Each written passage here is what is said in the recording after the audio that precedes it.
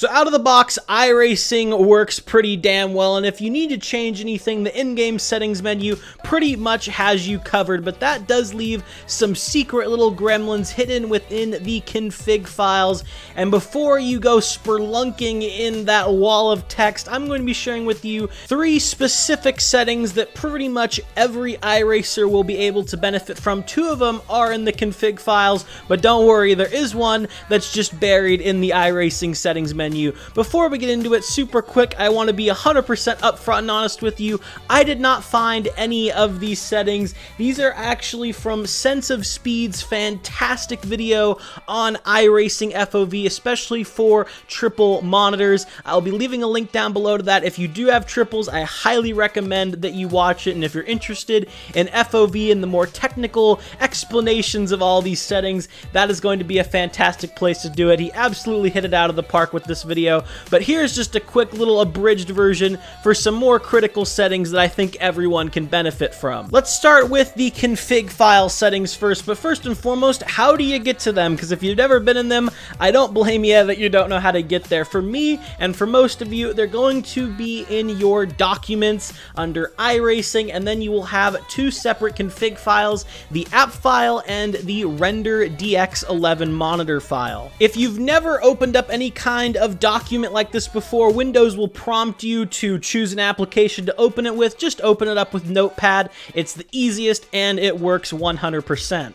Let's start out in the render DX11 file. Open it up and hit Control F on your keyboard and type in the word laser. It will automatically get you to the laser scan section of the config, and down there you're going to see 4 values: the point size millimeter, point size min, point size max, and max laser scan vid mem.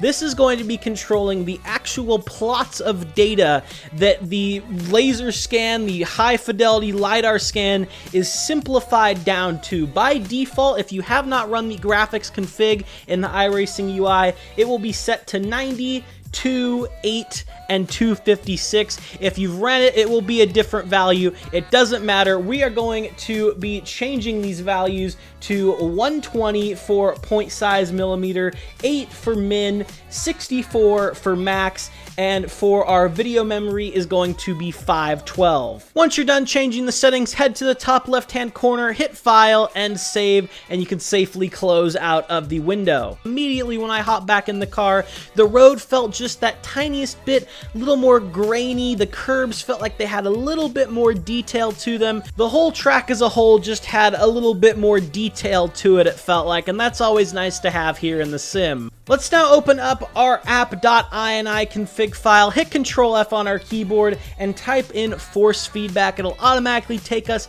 to the force feedback section of the config settings, and we're going to be looking for debounce sec_ms. Did you know that there was an inherent added-on shift delay in iRacing for sequential shifters? When you have your floppy paddles at the back of your wheel and you press them, there is a baked-in 80 millisecond delay on top of the natural delay you're going to have from the wheel sending the signal to your PC. So we're going to be changing that 80 millisecond response time to 0. The innate purpose of this setting is to stop double shifts, so where you press the shifter once but it accidentally upshifts twice. In my experience, that never happened before, and it has not happened since, and I'm sure for pretty much every single one of you, you will have no issues. And if you do, you can go back and add maybe a slight delay, but overall, if you can, I would of course keep this at 0, because this is going to be saving 80 milliseconds, which, hey, every little bit counts, right? Of course, once you change that value to 0, once again, go up into the top left-hand corner, hit File, Save, and you can close out of the window. If you're following along with me, then the final setting change we're going to make is for those of you that have single curved monitors or triples, whether they be flat or curved. We're going to be heading into the sim, heading up into our Options tab, and then heading over to our graphics tab, and in there, at the top under the display tab, hit the monitors button, and that's going to open up another window, and this is where you're going to be able to configure your FOV. You're going to be able to have it calculate if you give it the proper values, such as the eye distance from your monitor and the size of your monitor and everything like that. But even if you don't want to change your FOV and you like a wider FOV, that's fantastic. All I'm pointing you to is if you do have a curved monitor or triples, select which one you have in the drop down. For me, it is one curved screen, and the main settings we're going to be looking to change is render scene using 3 projections and enable SMP/MVP. Have you ever felt like the track in front of you felt a little bit too narrow? If you did, you would be correct, because by default for flat screens, iRacing likes to give you a little bit of distortion to have the image kind of be perceived to wrapping around you. But if you already have a curved monitor or triples, it's naturally doing that for you. So ticking the setting will get rid of that distortion. It will make the image look flatter, but by extension, it will reduce that distortion in the center of your screen